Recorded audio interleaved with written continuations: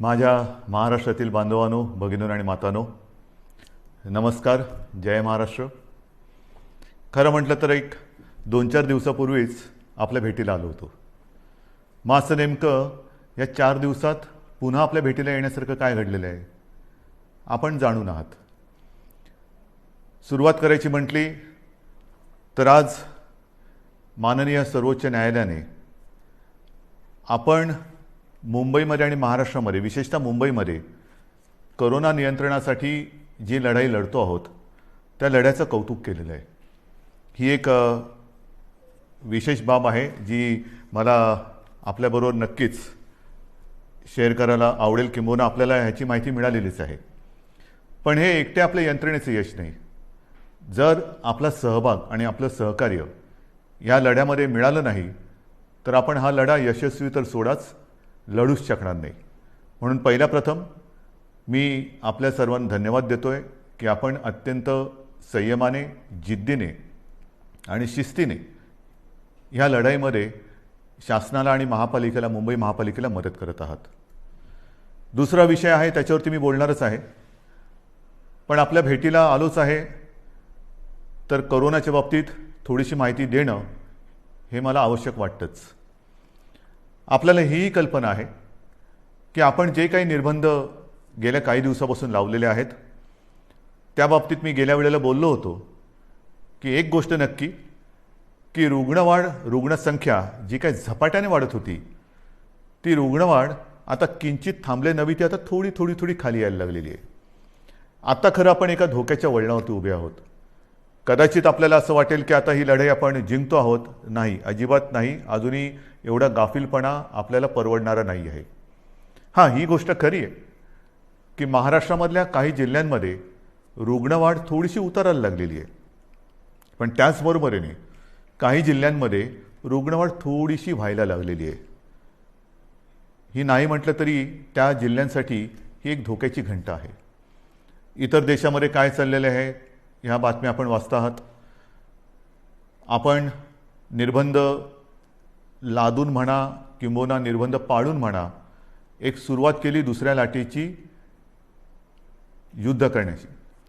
आता इतर राज्य लॉकडाऊन करतायत, काही प्रमाणामध्ये आपल्यासारखेच निर्बंध टाकतायत. ही एक आता नाही म्हटलं तरी कोरोनाच्या लढाईतली आवश्यकता बनलेली आहे. आज मी आपल्याशी बोलताना हे एक दिलासादायक चित्र आपल्याला सांगत असतानाच आणखीन एक बातमी जी आलेली आहे की देशात, जे मी गेल्या वेळेला आपल्याला बोललो होतो आणि आपण त्याची तयारी गेल्या महिन्यापासून करतो आहोत, ते म्हणजे आता केंद्र सरकारच्या विज्ञानविषयक सल्लागारांनी एक इशारा दिलेला आहे की देशामध्ये तिसरी लाट येते आहे, सावध राहा. सावध राहा म्हणजे काय करायचं? तर नवीन काही नाही आहे, त्याच गोष्टी आपण काय करतो आहोत, सावध काय राहतो आहोत. मला असं वाटतं की ह्या नेमक्या काळामध्ये आपण काय करतो आहोत ह्याचं एक, ज्याला अपडेट म्हणावा तसं तुम्हाला देण्याची गरज आहे. आज आपल्याकडे साधारणतः म्हणजे 25 एप्रिलला आपल्याकडे राज्यात 6,98,000 म्हणजे जवळपास आपण 7 लाखाला पोहोचलो होतो, एवढे सक्रिय रुग्ण होते. आणि 4 मे म्हणजे काल आपल्या राज्यात 6,41,900 इथपर्यंत ही रुग्णवाढ आपण थोपवून ठेवून थोडीशी खाली आणलेली. ही नक्कीच दिलासादायक गोष्ट आहे. मात्र जे मी तुम्हाला सांगितलं की रुग्णसंख्या काही जिल्ह्यात घटत असली तरी काही जिल्ह्यात मात्र थोडीशी वाढ होते आहे, त्याच्यावरती आपण लक्ष ठेवून आहोत. आपल्याकडे जी आरोग्य व्यवस्था आहे त्या आरोग्य व्यवस्थेमध्ये आपण नक्कीच वाढ करत चाललेलो आहोत. आपण जवळपास आता आयसोलेशन बेड्स हे 4.5 लाखापर्यंत नेलेले आहेत. जवळपास 1 लाख ऑक्सिजन बेड्स आहेत, 30,000च्या आसपास ICU बेड्स आहेत आणि 12,000च्या आसपास आपल्याकडे व्हेंटिलेटर्स आहेत. थोडक्यात सांगण्याचा मुद्दा काय की ही वाढ आपण करतो आहोत. जिथे जिथे आवश्यकता असेल तिथे आपण ह्या वाढीला, म्हणजे वाढीला नाही, रुग्णवाढ थोपवायला आरोग्य सुविधा वाढीसाठी मंजुरी दिलेली आहे. अगदी न थांबता जिथे जिथे जे करणं गरजेचं आहे ते करा, असे स्पष्ट निर्देश मी प्रशासनाला दिलेले आहेत. लसीकरणाच्या बाबतीत तीही कल्पना मी आपल्याला दिलेली आहे की साधारणतः 18 ते 44 ह्या वयोगटातील 6 कोटी नागरिकांना आपल्याला लसीकरण करायचं आहे, ती जबाबदारी केंद्राने आपल्यावरती टाकलेली आहे, ती आपण समर्थपणाने घेतलेली आहे. मागे जे बोललो तेच पुन्हा सांगतो की 6 कोटी जनतेला 2 डोस म्हणजे 12 कोटी डोस एक रकमी एका चेकने घेण्याची आपली तयारी आहे. जसजसा लस पुरवठा होईल तसतसा आपण हा आपला लसीकरणाचा वेग जो 5 लाख एका दिवसात आपण करून दाखवलेला आहे तो अगदी 10 लाखापर्यंत पण नेण्याची आपली क्षमता आहे. त्याहूनही अधिक आपण नेऊ शकतो एवढी तयारी आपली झालेली आहे. लसीकरण मी केंद्रावरती आरोप करत नाही, परंतु केंद्राची सुद्धा अडचण आहेच. कारण ज्या प्रमाणामध्ये लसीचं उत्पादन हे आता हळूहळू वाढतं आहे त्या प्रमाणामध्ये लसीचा पुरवठा आपल्याला होतो आहे. म्हणून तूर्त आपली क्षमता आणि मर्यादा ह्या दोन टोकाच्या गोष्टी झालेल्या आहेत.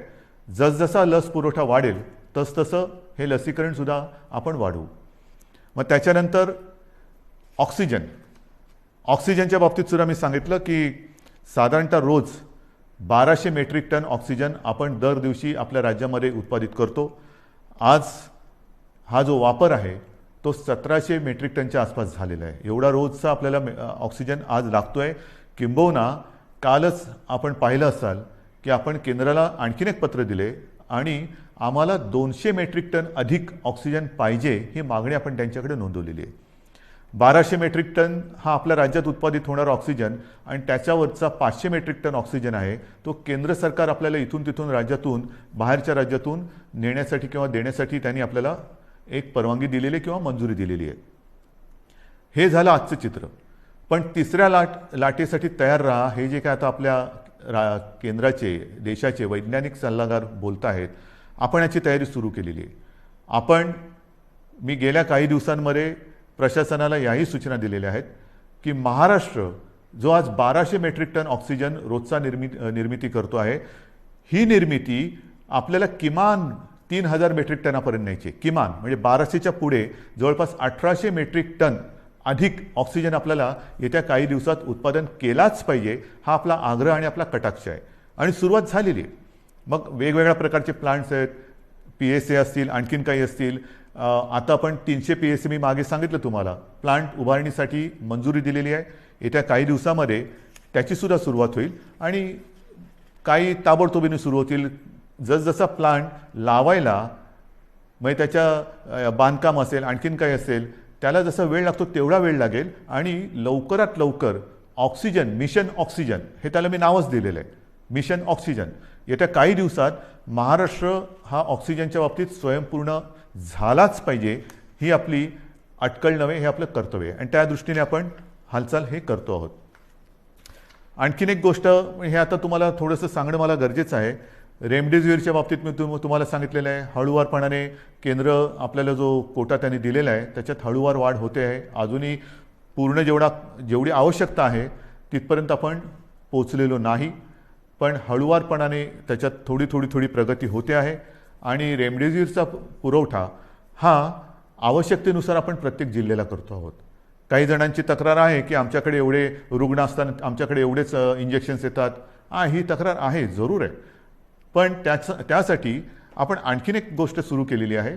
एक काल परवापासून मी जो आपला टास्क फोर्स आहे त्या टास्क फोर्सला आपल्या जसं मुंबई आहे, पुणे आहे, ठाणा आहे, मग कुठे भंडारा असेल, नागपूर असेल, सोलापूर असेल, ह्या तिथल्या जिल्ह्यातील आणि तिथल्या शहरातील जे आपले फॅमिली डॉक्टर्स आपण ज्याला म्हणतो, जो कुटुंबाचा डॉक्टर, त्यांना सगळ्यांना झूम कॉलवरती एकत्रित करून मार्गदर्शन करायला आपण सुरुवात केलेली आहे.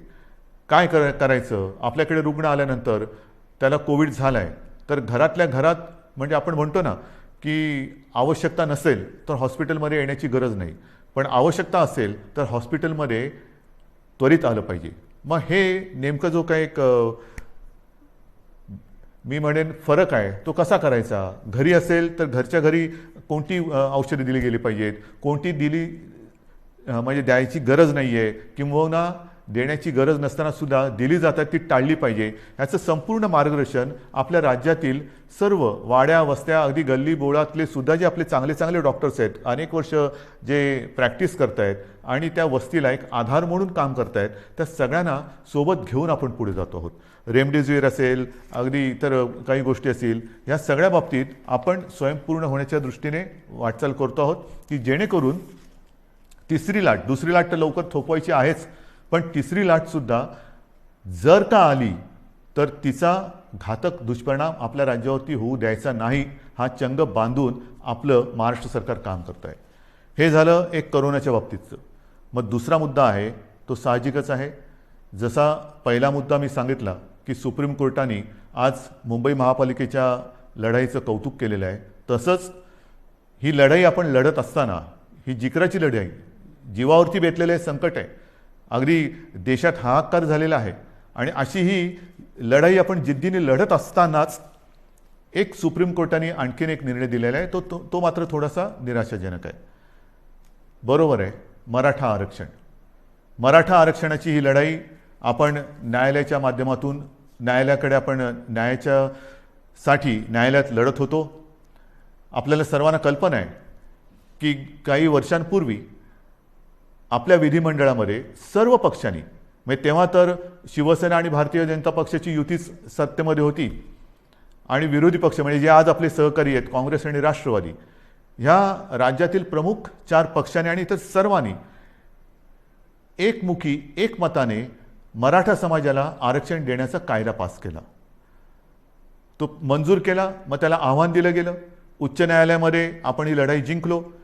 त्याला आव्हान दिलं गेलं. मग सर्वोच्च न्यायालयात ही लढाई गेली. सर्वोच्च न्यायालयात ही लढाई आपण लढलो, आणि दुर्दैवाने आज हा निराशाजनक निकाल ह्या अगदी लढाईच्या ऐन भरामध्ये आलेला आहे. नेमकं काय झालं? जे काही एक ढोबळमानाने निकाल आलेला आहे, कारण आता निकालपत्र ते आत्ता हाती आलेलं, त्याच्यावरती आणखीन डिटेलमध्ये काम सुरू आहे, त्याचा अभ्यास सुरू आहे. पण सर्वानुमते एकमुखाने घेतलेला हा निर्णय सुप्रीम कोर्टाने त्याच्या विरोधात निकाल दिलेला आहे. मग असं कोणीतरी म्हणालं की आम्ही जे उच्च न्यायालयात जिंकलो ते सुप्रीम कोर्टात तुम्ही हरलात, तुम्हाला लढताच आलं नाही. नाही, असं अजिबात नाही आहे. ज्या वकिलांनी आपल्याला उच्च न्यायालयामध्ये विजय प्राप्त करून दिला, बाजू मांडली, यशस्वीपणाने मांडली, तेच वकील त्याच्यात कुठेही बदल न करता, किंवा त्यांच्यात अधिक काही वकिलांची आपण त्यांना मदत देऊन ही लढाई आपण अत्यंत योग्यपणाने, समर्थपणाने, सर्वांचं मत एकत्र घेत आपण ही लढलो आहे. पदरी निराशा आलेली आहे, पण निराश झालो, किंबहुना निराश झाला तर तो महाराष्ट्र कसला.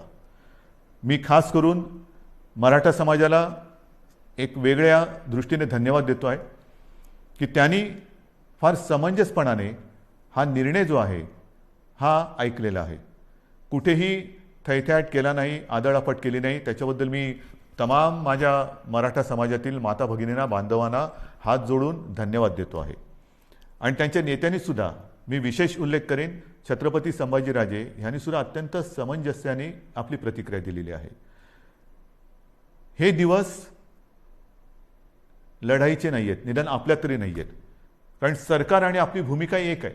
जर सरकार ह्या निर्णयाच्या म्हणजे आरक्षणाच्या विरोधात असतं तर लढाई मी समजू शकत असतो, पण सरकार आपल्यासाठी लढतंय, आपली बाजू मजबूतीने सुप्रीम कोर्टात मांडते, किंबहुना ती मांडली, आणि तरीसुद्धा हा एक निराशाजनक निर्णय आल्यानंतर मला असं वाटतं अजूनही लढाई संपलेली नाही आहे. कारण लढाई केव्हा संपते? सगळं काही अंधार पसरतो तेव्हा. आज माननीय सर्वोच्च न्यायालयाने आपल्याला हा निकाल देत असताना, म्हणजे त्यांनी सांगितलं की हा तुमचा अधिकारच नाही आहे. जे एक कमिशन, गायकवाड कमिशन आपण नेमलं होतं, त्याच्या शिफारशीसुद्धा त्यांनी सांगितलं की त्यासुद्धा त्यांनी बाजूला ठेवलेल्या आहेत. मग काय करायचं नेमकं? आता काय करणार तुम्ही म्हणता ही लढाई संपलेली नाही. मग सर्वोच्च न्यायालयाने निकाल दिल्यानंतर सुद्धा पुढे काय? आता पुढे आहे. सर्वोच्च न्यायालयाने निकाल देताना मला असं वाटतं पुढचा मार्ग दाखवलेला आहे की कुठे न्याय मिळेल आपल्याला, हे सर्वोच्च न्यायालयाने दाखवलेलं आहे. कारण सर्वोच्च न्यायालयाने सांगितलं की आरक्षण देणं, मग बाकीचे किचकटपणात मी जात नाही आहे. अशोकरावांनी अत्यंत व्यवस्थितपणाने दुपारी पत्रकार परिषद घेऊन एक व्यवस्थित बाजू मांडलेली आहे, कारण त्यांनी या विषयावरती गाढा अभ्यास केलेला आहे. गेले काही महिने, 1-1.5 वर्ष माननीय अशोकरावांनी किती बैठका याच्यासाठी घेतल्या असतील, किती जणांशी बोलले असतील, किती जणांशी चर्चा केली असेल, हे त्यांनाच माहिती. आणि त्यांनी आज दुपारी अत्यंत व्यवस्थित समर्पक शब्दामध्ये जे काही आरोप प्रत्यारोप असतील त्याला उत्तरं दिलेली आहेत आणि आपली बाजूसुद्धा व्यवस्थित मांडलेली आहे, ती आपल्यासमोर आलेली आहे. म्हणून मी ते परत त्याच्यात बोलणार नाही आहे. पण सर्वोच्च न्यायालयाने जे सांगितलं की हा निर्णय घेण्याचा अधिकार हा राज्य सरकारचा नाही, मग कोणाचा आहे, तर हा अधिकार केंद्र सरकारचा आणि माननीय राष्ट्रपतींचा आहे. हा एक मोठा मार्ग त्यांनी दाखवलेला आहे. आणि म्हणून माझी जी पहिली प्रतिक्रिया आपल्यासमोर आलेली आहे, त्या प्रतिक्रियेत मी म्हटलं की एका प्रकारे सर्वोच्च न्यायालयाने हा निकाल देताना आपल्याला वेगळं मार्गदर्शन केलेलं आहे की कुठे न्याय मिळेल.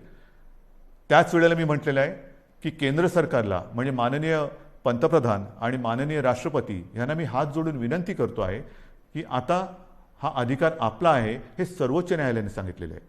आपण 370 कलम काश्मीरचं हटवताना जी हिंमत दाखवली, तीच हिंमत आणि तीच संवेदनशीलता आम्हाला आत्ता पाहिजे. सर्वोच्च न्यायालयाने यापूर्वी जे 2 निकाल दिले होते ते शहाबानू खटला असेल किंबहुना ॲट्रॉसिटी ॲक्ट असेल, तो सुद्धा केंद्र सरकारने म्हणजे संसदेने आपल्या अधिकाराचा वापर करून बदलला आणि एक संवेदनशीलता दाखवली. मग आता तर सर्वोच्च न्यायालयाने सांगितलेले की हा अधिकार आपला आहे आणि हा अधिकार आपला आहे म्हटल्यानंतर आम्ही सगळेजण एकत्र आहोत. महाराष्ट्रामध्ये ज्या वेळेला हा निर्णय घेतला गेला तेव्हा जे सर्व पक्ष एकत्रित आले होते ते सर्व पक्ष आजसुद्धा एकत्रित आहेत. आम्ही एकमुखी आपल्याला विनंती करतो आहे की आपल्याला जे जे काही सहकार्य आपल्या राज्यातून पाहिजे असेल, आमच्या राज्यातून पाहिजे असेल ते आम्ही करतो आहोत, नक्कीच करू.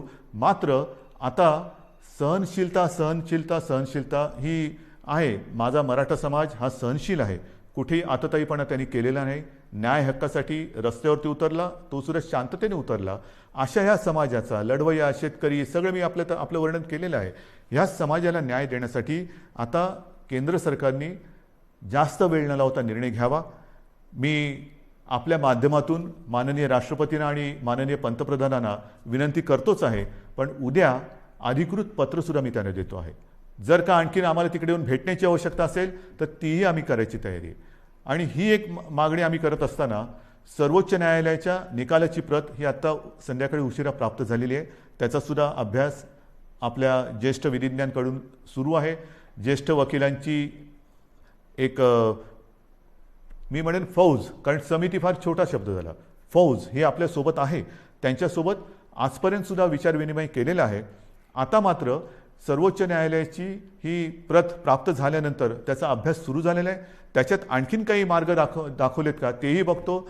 त्याच्यानंतर नेमकं निकालामध्ये म्हटलेलं काय आहे, आपल्या मर्यादा काय आहेत तेही आपण बघतो आहोत. मात्र पुन्हा एकदा मी सांगेन की जो मार्ग सर्वोच्च न्यायालयाने दाखवलेला आहे, ह्या निर्णयाच्या बाबतीत केंद्र सरकारच्या अधिकारावरती त्यांनी मी म्हणेन एका अर्थी शिक्कामोर्तबच केलेलं की हा तुमचा अधिकार आहे. आता मला केंद्र सरकारचा अधिकार पाहिजे, कारण आम्ही सर्व पक्ष एकत्र आहोत. मराठा समाज आणि आम्ही आणि माझ्या महाराष्ट्रातले सगळे समाज हे सगळे एकत्र आहोत.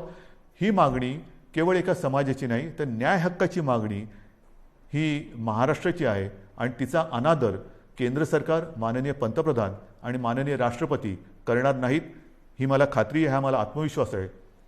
तूर्त मी सर्वांना हेच सांगू इच्छितो की अत्यंत धोक्याच्या वळणावर करोनाच्या आपण उभे आहोत. जी शांतता, जो संयम तुम्ही आजपर्यंत दाखवलेला आहात, तोच संयम, तीच शांतता यापुढे आपल्याला गरजेची आहे. आता संयम आणि शांतता 2 लढाईसाठी पाहिजे. एक तर कोरोनाविरुद्धची लढाई आणि दुसरी जी कदाचित जी काही समाज विघातक लोक किंवा शक्ती असतात की ते आग लावण्याचा प्रयत्न करतात, तर अशा लोकांच्या भडकवण्याला बळी पडू नका. सरकारवरती विश्वास ठेवा. सरकार पूर्ण ताकदीने, पूर्ण क्षमतेने ही लढाई जिंकल्याशिवाय राहणार नाही आणि तुम्हाला तुमचा न्याय हक्क मिळवून दिल्याशिवाय राहणार नाही. एवढंच एक वचन आपल्याला देतो आणि तूर्त आपली रजा घेतो. जय हिंद, जय महाराष्ट्र.